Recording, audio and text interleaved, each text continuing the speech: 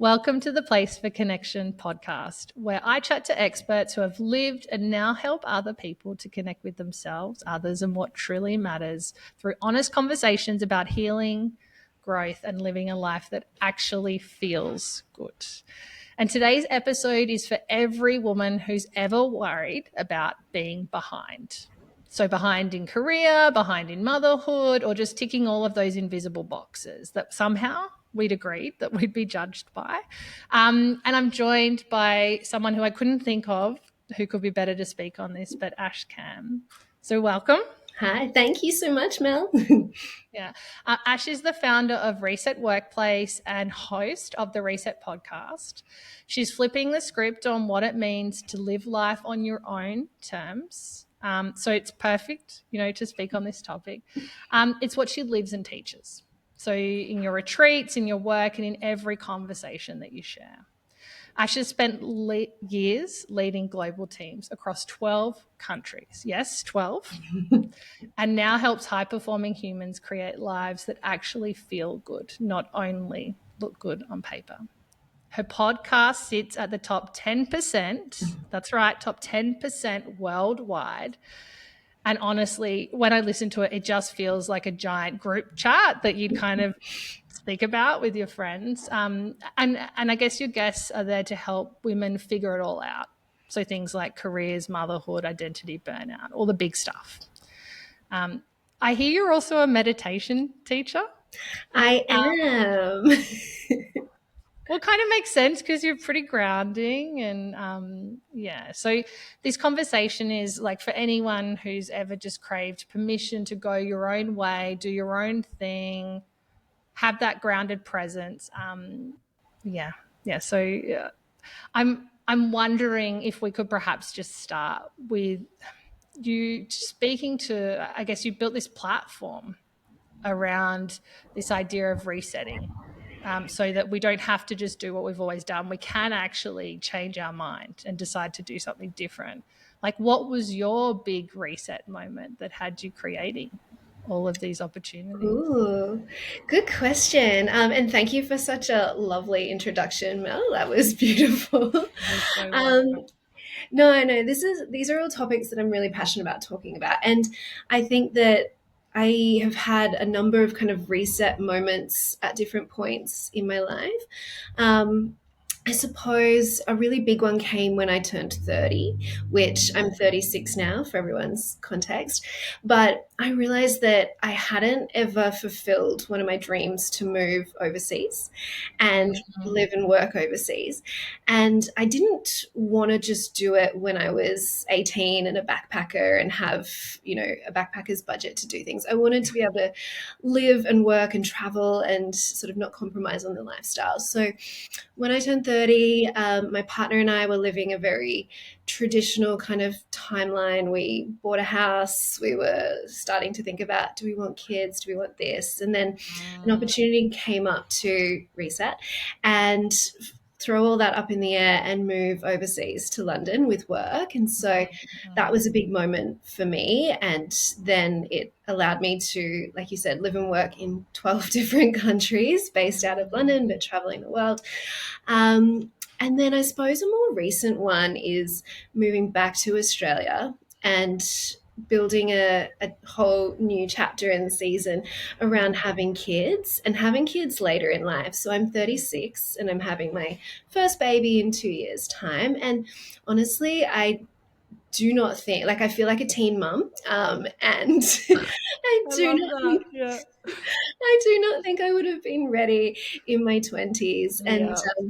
we were talking about before this that I've got some really kind of some episodes lately on the podcast that are really hitting home with women in that sort of 20s and 30s space and feeling all of society's pressures to hit these traditional milestones by a certain age.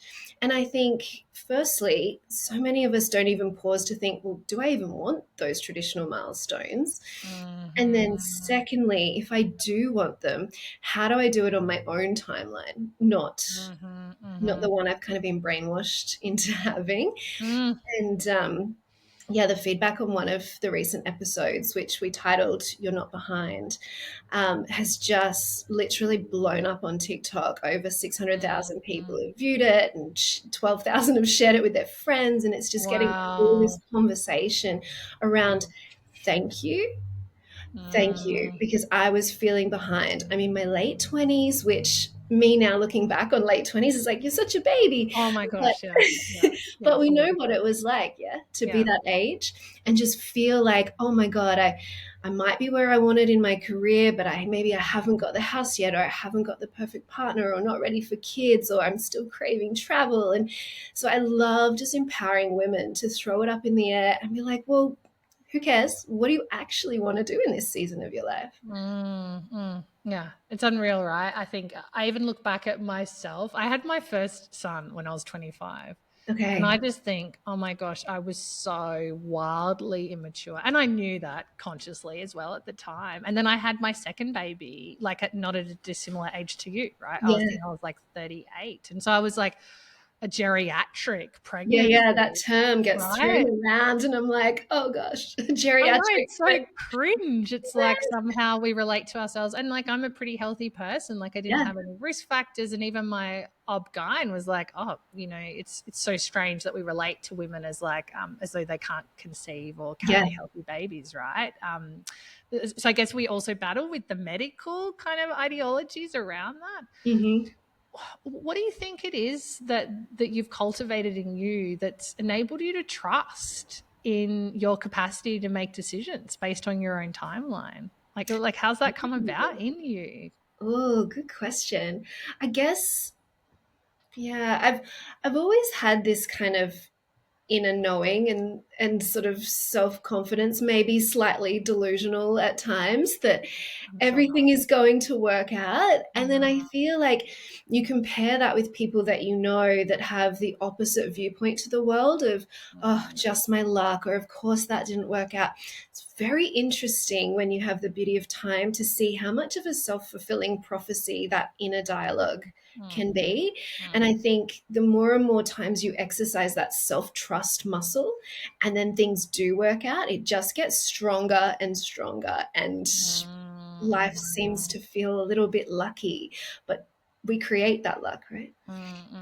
Yeah, I often teach people the idea of positive goals. That if we have positive goals, right, our actions tend to approximate towards what we're considering, what we're thinking about. So long as it's kind of to the positive, then we tend to move in a forward momentum. It sounds like you're kind of just natural in terms of your capacity to do that, which is unreal. And it sounds like that's also helped equip you with skills to support other people to do the same. Like we're living in a current kind of society where the average age for buying a home in Australia is like in your 30s. I remember you talking about this on your own episode. Like, what about these shifting timelines played into your own decision to kind of have a baby at this age? Yeah, how did you come about that? Yeah, I think it kind of came about quite organically. So Mm, I had my partner on the podcast recently, which was beautiful for him to share his side as well. And mm, we complement each other quite well. That he's more grounded and loves routine and stability, and he would have been ready for kids in our late 20s for okay. sure. Yeah. But as you and I know, it impacts the female in our careers so much more than the males, whether regardless of how far we've come as a society, like we just can't avoid that. And so he was very understanding that children were on the cards for me and for us, but it just I had too many things that I wanted to achieve as an individual before that Mm, point. And I think in hindsight, I'm so glad that it's worked out the way that it did. And mm, I want to acknowledge the privilege of my health and that it was possible. And I didn't go into this blindly, but it was a very conscious decision of, okay, if we're having children, we need the right kind of environment to raise them. I'll do all the proactive steps for my health and well-being and my mindset to mm, make sure that I'm setting myself up for success when it comes to trying to conceive. And I've worked with an amazing team to make sure that was as mm, smooth as possible. But mhm, mhm. yeah, it feels right. And I'm Mm, thankful that things worked out the way they did. But I mm. know that that's not the reality for everyone. And for anyone listening that is struggling to conceive, there is a lot of support out there. But yeah, I do feel for them as well. Yeah, yeah, and I guess that's kind of part of the timeline thing, right? Is this kind of messaging that we tend to receive around conceiving and risks of conception late, right? And I guess I also want to put it out there that for any women who, like you, consciously decided to have children, in their 30s and then having difficulty with conceiving, like that's not your fault. Yeah. It's not as though you've done something wrong. This isn't something you've created, because I think sometimes women can shame and blame themselves as well when that kind of situation arises, which yeah, can be really painful to see, I guess, as an observer. Yeah. Yeah. Like in terms of your own understanding about, yeah, that process of I guess shifting your priority, because I remember talking to you, we happened to just meet in passing, which was actually quite fortuitous, and I believe everything happens for a reason in my Yeah. life. So I'm like, I obviously have something to learn from Ash, right? Like every person who passes me is like a learning opportunity for me. That's how my brain works. So I'm like wondering, how has this decision affected you? Because you were kind of talking about taking a back step in your career and being more kind of present for yourself over the period of your pregnancy. Like, how has that felt for you to consciously do that in terms of having a really successful career? Yeah, so it was a big decision that my partner and I made as a team when we were still in London, and we were looking at, okay, my current career had me flying to a different country every second week. I would be working with international teams, so the time zones and the meetings and things would just really be stretching me. And I'm one of those people that are very prone to going all in with whatever I'm doing, but that Mm-hmm. can lead to burnout, which it did several times. And so we had to make a decision of that particular career path and lifestyle was not conducive of children. Like neither of us could see babies coming into that world. And Mm-hmm. so we made a decision of, okay, well, if we're going to do this and if it's best for our family, then we need a complete environment and lifestyle shift. And so we didn't want to move to another city because we would be comparing against London. And so we actually chose to move to the Gold Coast, which we'd never lived here before, but we thought it's the Oh, right wow. mix of Yeah. beach and nature and enough going on. And we're so pleasantly surprised with how much we love being here, but it has Mm-hmm. meant a total shift for me in career and slowing down. And I still do things that really light me up and change a lot of lives, like you mentioned, the retreats and the workshops and supporting corporate teams and the podcast. Like I still do that, but in comparison to what my work life looked like before, it's so different. And it took a while to adjust, honestly. And I felt like, oh, am I not being productive enough? Am I not doing enough? But I think it took 2 years to mentally and physically get to a space, 2 years of living here and living this different version of my life, Mm-hmm. to actually be able to bring a child into the world. And so while the actual act of trying to conceive was very fast, I think it was a 2 year journey of just Mm-hmm. really resetting my entire nervous system and my mind and my body. So, yeah, it's like, did it happen really quickly or was it a 2 year journey? Mm-hmm. Yeah. What sounds like you and your partner were really deliberately creating an environment to foster you, right? So Yeah. such that you can carry a baby and be in a position for that baby to form its own nervous system in a safe, and I guess, again, it's kind of a privilege, right, to Yeah, have absolutely. the safety and security to be able to do that, but also that this is something that for people who do have that privilege, that they can consciously create for themselves. Yeah. Yeah, in terms of, I guess, your own sense of like those identity shifts, because I know I have a sense of how you would have operated historically, right? Yeah. That all or nothing kind of like, I'm all in. Because we can see that approach still to your podcast and to your retreats. Like you certainly create, beautiful.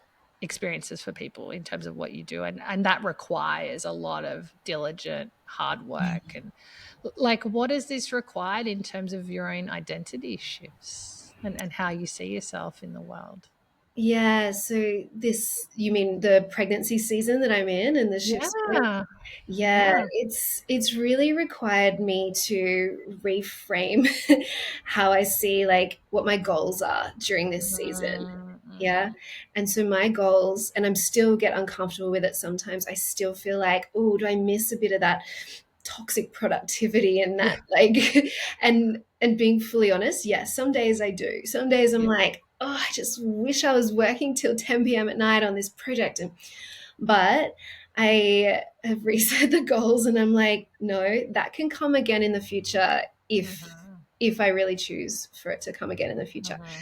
But right now, my job and my core goals are just to create a healthy environment for this little baby girl to be grown in. And the more I read and the more I learn, it's like, okay, well, I'm not just impacting her mind and body and nervous system, it's also the next generation if she chooses to have kids. So her eggs are Mm-hmm. forming already as well. So it's like, okay, this is my priority right now. This sort of Mm-hmm. 9, 10 months, just like as well as I can, just be Yeah. chill, nourish her, nourish me, like, and that's the most important thing. Yeah, Mhm. And I like that emphasis on as much as I can, yeah, because we're also not perfect and we're no, not perfect beings and we will get stressed and anxious, right? And it's just meeting ourselves in our current season and having love and self compassion for, those parts of ourselves that maybe, yeah, aren't going to always react perfectly, or we are going to have a stress reaction in our physiology. We might be doing all the things. yeah. Like, in terms of your understanding about what's worked for you, what would your advice be to other women who are entering this season and considering kind of entering parenting in their 30s, in terms of creating spaciousness for themselves to, I guess, introduce a baby into their bodies and give that baby the best chance of success? Yeah, so we went on a major, my partner and I went on a major health kick and Mm-hmm. completely stopped drinking alcohol about 12 months before trying to conceive, really Mm-hmm. prioritized our sleep, really prioritized yoga and meditation and just like coming home to ourselves and grounding. And I think it was important that both of us went on that journey together. I know plenty of women will get all the blood work done and start to eat right, and but it takes two to tango. And if you are having a child with a partner, then I think approaching that as a team is really Mm-hmm. fun, but also really important. Mm-hmm. Yeah. I actually listened to your episode Oh, did you? with the the the the conception specialist. I can't remember her name, but it was so interesting. And I think what this also does is it not only prepares like the male sperm for reproduction, Mm, but what this also does is it has the male meeting the female in equal responsibility, absolutely.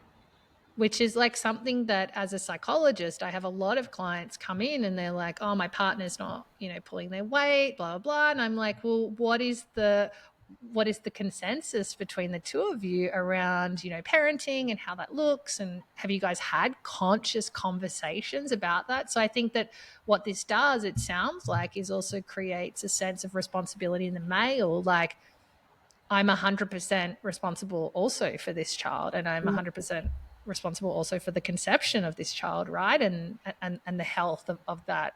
I remember her speaking to like the placenta, like that the yeah. sperm helps to create the placenta. And so, yeah, really inviting them to also take equal responsibility for you. It sounds like you really have that with your partner. Like, Yeah. how beautiful.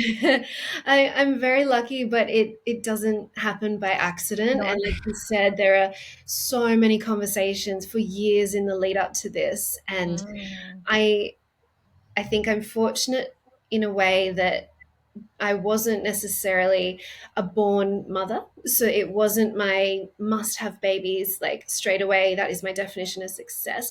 And so I mm, think we did have the beauty of a bit of time and some very honest conversations of life is already great, life is already full. If we're doing Mm, this, then it's going to need to add to our life, but we're doing it together.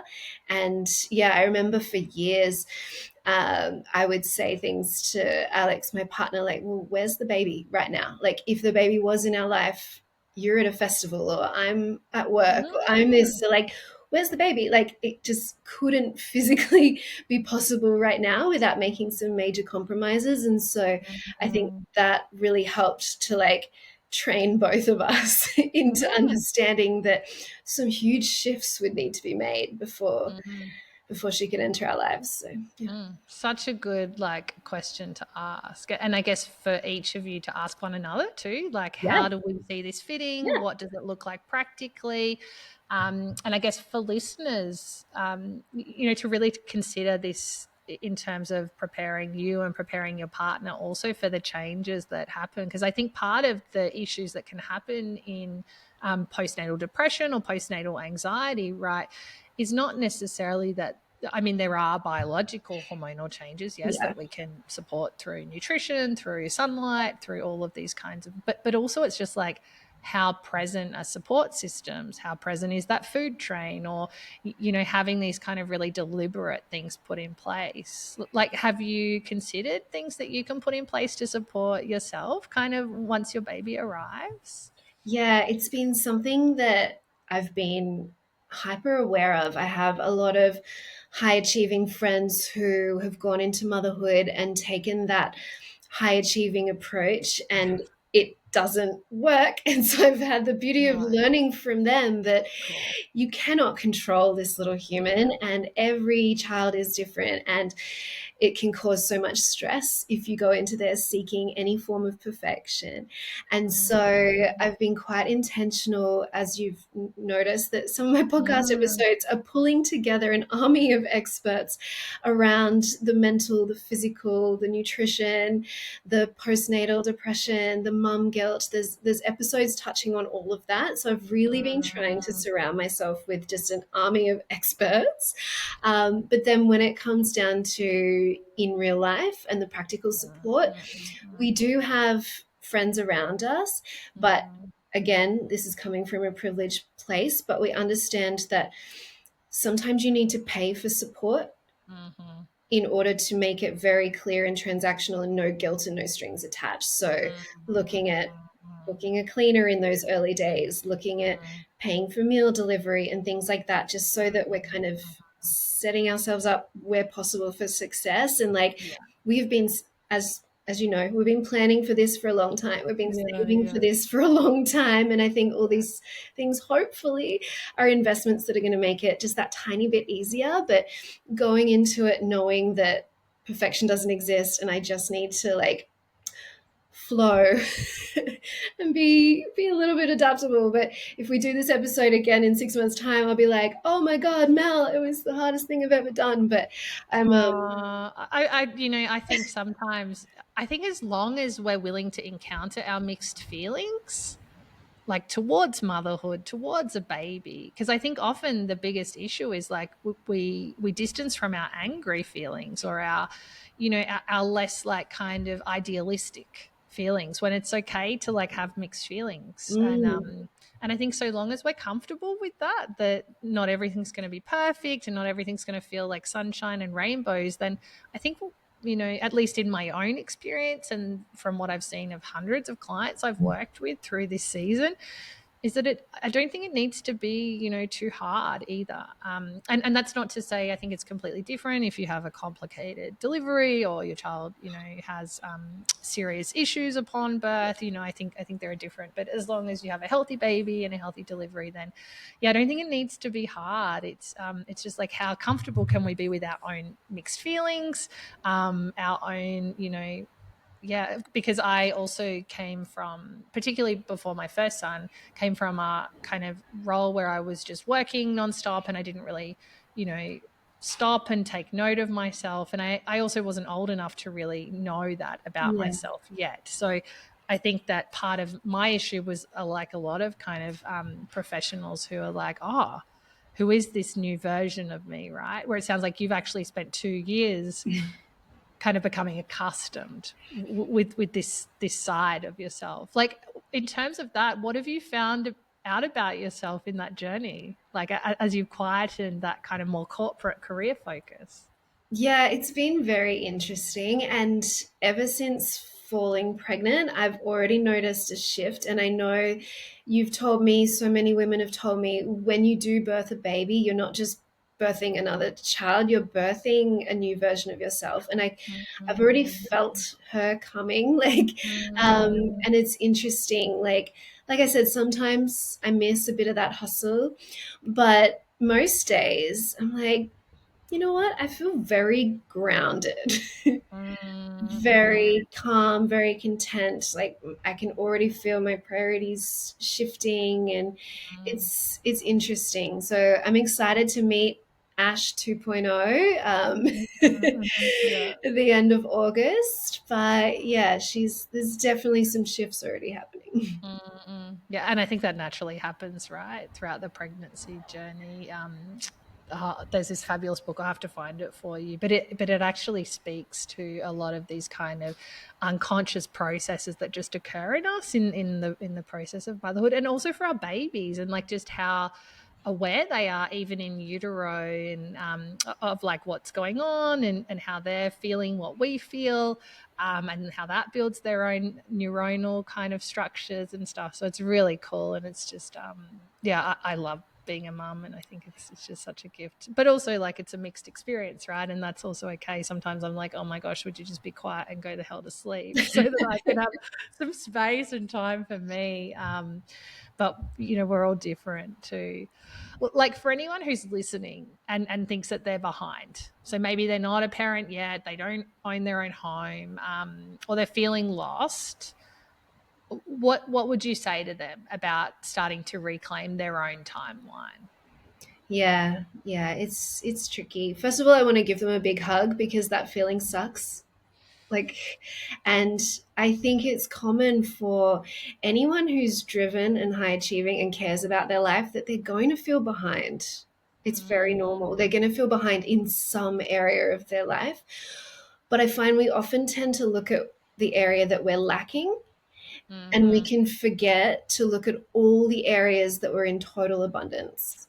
Mm-hmm. And so maybe you don't have the house yet or the baby, and there might be things that you want in your future. You don't need to have them, by the way. But I'd love to just challenge to look for the good. And have you absolutely dominated and loved your career?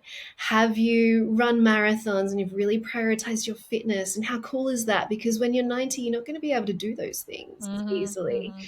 Have you traveled the world and seen and lived and experienced and danced? And yeah, I would just challenge them to look at, okay, well, maybe you don't have these, but what do you have? And what can we Mm-hmm. be grateful for before looking at, like, okay, well, what's next for me? And I find that sometimes social media, it's a double-edged sword. But if we're Mm-hmm. scrolling and we're constantly seeing things that kind of trigger us and make us feel like we're behind, I don't think that that's inherently a bad thing. I think what it can do is be a moment to pause and reflect and ask, like, okay, is that actually just a big green flag of that's something I should run towards? And if yes, then how do I shift some of my priorities and where I'm putting energy into to move in that direction? If that makes Mhm. sense. Yeah, yeah, absolutely. Okay. So seeing, because I guess I tend to think of, like, for example, jealousy Yeah. as like a signal from the body of, okay, that's something I want. Like, I Yeah. want something that that person has. So I would tend to reframe it similarly. Like, given that that's something that you want, what are the steps that you're willing to put in place to approach that goal? Or how could you move towards that in a way that's like accessible? And so it sounds like helping people to, like, just to check in and notice what they need to kind of work towards. Is that right? Yeah, yeah. And I like that you said there what you're willing to do, because it's Mm, really easy to think that, you know, I want this version of success that someone else has, but are you willing to do all that is required to get there? Like, I know mm, I look at some incredible entrepreneurs and I think, like, oh, their success is so tempting. But did they literally sacrifice 20 years of their life and their sleep and their health and their fun to get to that point? And if I'm not willing to do exactly the same, then okay, I I can be I can admire their success. But does the jealousy stop then because I'm not jealous of the work it took to get there? Does that kind of make sense? Like just sort of stepping Yeah, back and fully. looking at the full picture. I can, yeah. Yeah, what would it actually take to Mm, create that? Because I guess often people can see like the glossiness, like even people might see like your podcast or your retreats and see, you creating, all of these opportunities for yourself and for other women. And I guess what they don't see is all like the blood, sweat, and tears, behind the surface or behind the scenes of you creating yeah, these opportunities for you too, right? I guess it's like this in any season. And if we're entering a season like motherhood, what are we willing to sacrifice? yeah, Because really, I think you hit the nail on the head. Like women's careers are affected, our superannuation balances are affected. So like, is there a sense that either in the partnership in the team, if you are partnered, is there a willingness to negotiate around finances, around how that looks, creating opportunities for yourself? Are you willing to sacrifice, your career for, whatever period of time? Because there's usually at least some yeah, period of sacrifice, and or alternatively, are you willing to kind of use childcare? And I guess there's no right or wrong way to do no, it, right? It's just checking in with what you want. yeah, Okay, yeah, that's really helpful. Like you've created the Reset Workplace and the Reset Podcast, which are both absolutely incredible. And I think you should be so proud of everything that you've created, given you've only been in Australia for a couple of years, especially on the Gold Coast. Um, like, how does your experience in mentoring, cultivating like people to be self-observing, of themselves and to create real life kind of timeframes rather than what you think what people should think they should be doing rather, how does that shape how you now think about yourself in the workplace and the future of how you want to work yourself yeah. based on Good, what you've learned? good question. So I find that the reason I wanted to start running the retreats is because sort of multi-layered, but when we're in our day-to-day life and the routine, it can be so tricky to have any kind of perspective that we've been sort of talking about. And Mm, so the shifts that I see, giving people a conscious like opportunity to hit pause and step away from their day-to-day environment, let alone being in nature, eating nourishing foods, all those other good bits that come with it. But being able to step away, the physical removal of their day to day just gives this perspective shift unlike anything else. And it can happen in a day, it can happen in a weekend, it can happen in a week, but that is such a beautiful gift that I don't think we give ourselves enough. And you don't need to book a retreat to do this. Like I find that even kind of microdosing on these things of, I'm just going to go for a phone-free beach walk can be yeah. sometimes enough to just like unplug from our autopilot. So I love that. The other thing that I love is being around other people that are also open and willing to grow and change and shake things up. I find our environment can be so contagious, and that's not just physical environment, but that's the people and the inputs that we are feeding our mind with. And so bringing people together in a world that is increasingly disconnect, like spreading apart, Yeah. is so cool and so inspiring. And so I guess I take those retreats as opportunities to kind of disconnect and reflect as well. And all of the self-reflection activities that my guests do on the retreat, I take part. The letter to our future selves, I write those. I read them 3 months later myself, and it's like a time capsule of taking you back to retreat mode. So yeah, I feel like I created experiences that younger me was craving, and Mm, and it seems like a lot of other people are craving them too. And it's just so beautiful and special when people come to the retreats. And the stuff that happens is insane. Like people will just gain so much clarity on like, you know what? I'm moving to this country, or I'm quitting this job, or I'm starting this business, Mm, or I am ready for a baby, or just these big life shifts that feel so overwhelming when you're in that day-to-day autopilot rat race. But as soon as you like step away, and it can just all become clear. Well, you have a presence about you that does create opportunity, and it's hard to describe. Like, I think there's just an energy about you that's quite contagious, and it's probably something that you just do. You probably don't really even need to think about it. It's just kind of Thank how you you. operate in the world. But I think when we're around people like that, I think you're right. In a retreat environment, or perhaps when we're suddenly surrounded by other people who are like, okay, what's possible, rather than focusing on all these kind of negatives, which I think is quite common in Australian culture. I don't see it as much internationally. Like when I've lived overseas and stuff, I haven't encountered it as much. But here I find that, and less so on the Gold Coast, and maybe that's just my group of friends, probably not dissimilar to yours, where everyone's like, okay, where are the Yeah, opportunities and yeah, what can you create and what's possible, right? But I've certainly also had the opposite, where people have like poo-pooed my dreams and said all the reasons why I shouldn't do things. And so I think, yeah, when we can be surrounded by a community of people who believe in what's possible and believe in us and our goals, then we can create opportunities. So it sounds like through your retreats that's an awesome way for women to kind of gain these insights and connect back to themselves and to their own wishes and wants outside of these like bullshit timelines, right? yeah, for sure. And I think what you've said is really interesting, how sometimes being positive and being optimistic and seeing the cup half full, we can be branded as delusional, naive, like out of touch. But the duality of both always exists in the world. And so Mm, it's quite easy to find the negatives because we have a natural negativity bias. All the news we're fed is negative because it gets more clicks, and news is a business. All that stuff exists, but that doesn't mean that we're naive or delusional for looking for the lighter side at the same time. mm, And I think if we can be quite intentional about, we acknowledge that this darkness exists in the world, but that doesn't mean we should ignore the light, because it's so much mm. more fun to live on that side.